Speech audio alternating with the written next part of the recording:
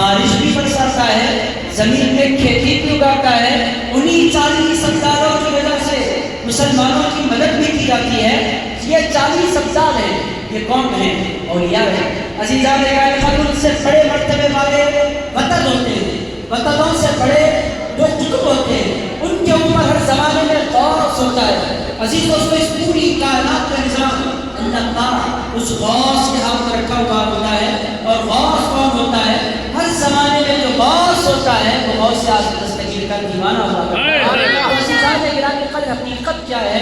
بڑے پیر نے دین کو نہ صرف سنبھالا بلکہ آج بھی غوث اعظم دین کو سنبھالے ہوئے ہیں۔ عزیز دوستو، غوث پاک کا دین کا سنبھالنا کیسا ہے؟ ایک دو مثالیں بہت تیزی سے آپ کے ذکر کرتا ہوں، سنیں گے آپ سارے کے سارے انشاءاللہ۔ عزیزان گرامی، غوث اعظم دستگیر کا قصہ کیا ہے؟ غوث پاک کا کمال کیا ہے؟ عزیز دوستو، بڑے پیر غوث اعظم دستگیر نے باضابطہ ہر زمانے اور ہر علاقے پر بڑے پیر نے نظر رکھی۔ مختلف علاقوں میں جس علاقے کو جیسے ولی کی ضرورت تھی ویسے غوث اعظم دستگیر نے اولیاء کا انتخاب فرمایا۔ عزیز دوستو، آپ کی خدمت میں رکھوں حضرت شیخ شہاب الدین سہروردی۔ یہ کون ہے؟ حضرت بابا شمس الدین کے پیر ہیں۔ بابا شمس الدین کو آپ جانتے ہیں؟ بابا شمس الدین کہاں ہے؟ پہاڑی شریف۔ بابا شمس الدین کو آپ جانتے ہیں؟ بابا شمس الدین کے پیر پہاڑی شریف، بابا شمس الدین پہاڑی شریف، ان کے پیر شیخ شہاب الدین سہروردی۔ یہ کس زمانے کے ہیں؟ یہ حضرت پیران پیر غوث اعظم دستگیر کے زمانے کے ہیں۔ سلسلہ سہروردیہ کے سب سے بڑے شیخ حضرت شیخ شہاب الدین سہروردی حضرت پیران پیر غوث اعظم دستگیر کی خدمت میں آئے، آ کر عرض کیا، یا غوث اعظم، آپ پوری دنیا میں سارے اولیاء کو علاقے تسلیم فرماتے ہیں۔ غوث اعظم دستگیر نے فرمایا، ہاں، آپ کیا چاہتے ہیں؟ ارشاد فرمایا، میں یہ چاہتا ہوں کہ ہندوستان جو علاقہ ہے، ہندوستان وہ علاقہ مجھے دے دیا جائے۔ وہ علاقہ مجھے پسند ہے کہ میں ہندوستان کا سب سے بڑا ولی کہلایا جاؤں اور پورے ہندوستان کا میں قطب بن جاؤں۔ اے غوث پاک، کیا یہ ممکن ہے کہ مجھے ہندوستان مل جائے؟ حضرت پیران پیر چونکہ زندہ کرنے والے ہیں دین کو، وہ ہندوستان کو بھی جانتے ہیں، وہ ہندوستان کے مزاج کو بھی جانتے ہیں، ہندوستان میں کام کون کر سکتا ہے یہ بھی جانتے ہیں، ہندوستان کو سود کون ہوتا ہے یہ بھی جانتے ہیں۔ حضرت پیران پیر غوث اعظم دستگیر نے فرمایا، اے شہاب الدین، میں نے ہندوستان تم سے پہلے ہی معین الدین کو عطا فرمایا، اب معین الدین کو میں نے ہندوستان دے دیا، اے شہاب الدین آپ نہیں دے سکتا۔ انہوں نے کہا میں کہاں جاؤں؟ ارشاد فرمایا، بغداد میں رہ جاؤ، بغداد کے آخری قطب آپ ہوں گے، آپ کے بعد بغداد میں کوئی قطب نہیں ہوگا۔ عزیز دوستو، کیوں نہیں ہوگا؟ بھائی جہاں سورج رہتا ہے وہاں تاروں کی ضرورت کیا ہے؟ بغداد کے آخری قطب تم ہوگے، اے شہاب الدین، تمہارے بعد بغداد میں کوئی قطب پیدا نہیں ہوگا۔ حضرت شیخ شہاب الدین سہروردی نے یہ پوچھا، سرکار کیوں نہیں ہوگا؟ پیدا تو زمانے میں ولی ہوں گے۔ ارشاد فرمایا، نہیں، بغداد میں میرے بعد کوئی قطب نہیں ہوگا، یہاں جو آئے گا قطب بن کر نہیں آئے گا، غوث پاک کا غلام بن کر آئے گا۔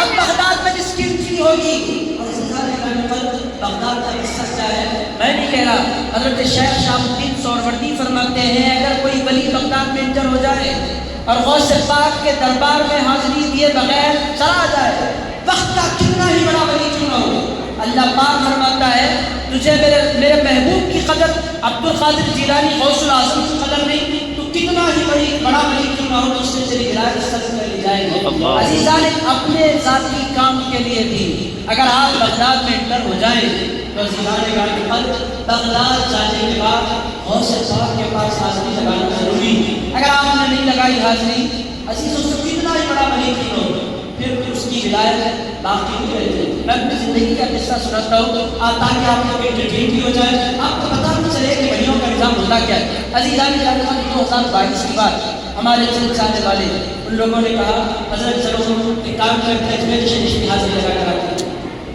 پلان بنا، ایک بس لوگ تیار ہو گئے، بس اب ہم حیدرآباد سے نکلے، پہنچے کہاں؟ دلی۔ دلی پہنچنے کے بعد بس تیار کی ایئرپورٹ پر، ہم دلی سے بس لے کر وہاں سے نکلے، پانی پت پہنچے، پانی پت سے پھر سرہند گئے، سرہند سے پھر صابر پاک کے پاس گئے، صابر پاک کی حاضری لے کر ہم دلی کی طرف آنے لگے۔ راستے میں کس کسان کا انتظار اور پورے راستے بلاک، صبح سے دوپہر ہو گئی، دوپہر سے شام ہونے لگی، بس ڈرائیور نے کہا اب دلی جانا پاسبل نہیں ہے، دلی جانا پاسبل ہے، آپ ایک فیصلہ کر لیں کہ دلی کی حاضری دیے بغیر آپ اجمیر چلے جائیں۔ میں نے کہا دلی کی حاضری بڑی ہے، انہوں نے کہا پاسبل نہیں، راستے نہیں پتا، ایک کام کریں اجمیر کے راستے کھلے ہیں، اجمیر چلے جائیں۔ میں اجمیر شریف پہنچا، وہاں کے خادم صاحب سے میری ملاقات ہوئی، میں ان کے ساتھ بیٹھا، بات چیت کے دوران انہوں نے کہا کہاں کہاں کا دورہ ہوا، میں نے کہا ہم دلی پہنچے، دلی کے بعد پانی پت پہنچے، پانی پت کے بعد پھر ہمارا دورہ سرحد کا ہوا، سرحد کے بعد ہم کلیئر گئے، کلیئر کے بعد ہم دلی جانا چاہتے تھے مگر دلی جا نہیں سکے، ہمیں اجمیر آنا پڑا۔ انہوں نے فرمایا کیوں نہیں گئے آپ لوگ دلی؟ میں نے کہا بس راستے میں احتجاج ہو رہا تھا اس واسطے نہیں گئے۔ انہوں نے ارشاد فرمایا اب کیسے آپ دلی جا سکتے؟ میں نے کہا کیوں نہیں جا سکتے؟ کہنے لگے دلی میں اترنے کے بعد آپ کی ذمہ داری تھی کہ بس میں بعد میں سوار ہوتے، محبوب الہی کی بارگاہ میں پہلے حاضری لگاتے، محبوب الہی کو آپ نے پیٹھ بتلائی، اب محبوب الہی نے فرمایا جو پیٹھ بتا کر جائے، اب اس دورے میں اس کی حاضری ہمارے پاس نہیں ہو سکتی۔ دلی میں اترنے کا ادب کیا؟ دلی میں جو ہی اترے، چاہے اپنا پرسنل کام ہو، چاہے کوئی کام ہو، چاہے آپ کے کریئر سے ریلیٹڈ کوئی کام ہو، دلی اترے۔ دلی اترنے کا ادب یہ ہے، دلی کی سرزمین کو آپ نے چھو لیا، پہلا کام یہ ہے کہ محبوب الہی کی بارگاہ میں حاضری لگائیں۔ آپ بولے کہ قطب الدین بختیار کاکی بھی ہیں، نظام الدین اولیاء محبوب الہی کے علاوہ نصیر الدین چراغ دلی بھی بہت سے اولیاء ہیں۔ عزیزان گرامی قلب، سارے اولیاء ہیں، ساروں کی عصمت ہے، مگر دلی حضرت پیران پیر نے حضرت نظام الدین اولیاء کو عطا فرمایا ہے۔ عزیز دوستو، دنیا کی بات میں آپ کی خدمت میں عرض کروں، حضرت پیران پیر غوث الاعظم